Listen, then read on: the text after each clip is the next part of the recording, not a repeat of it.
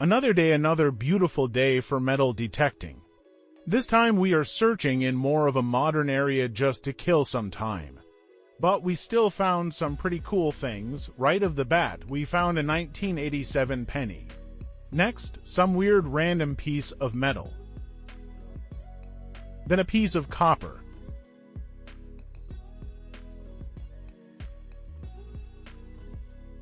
Then just a nail.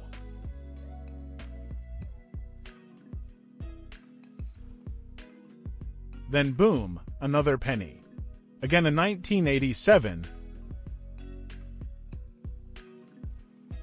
Then again another penny. This time only 1994, but still 3 pennies in one day was awesome. Last thing was just a paper clip. We also found a lot of aluminum foil. Subscribe for daily nature videos.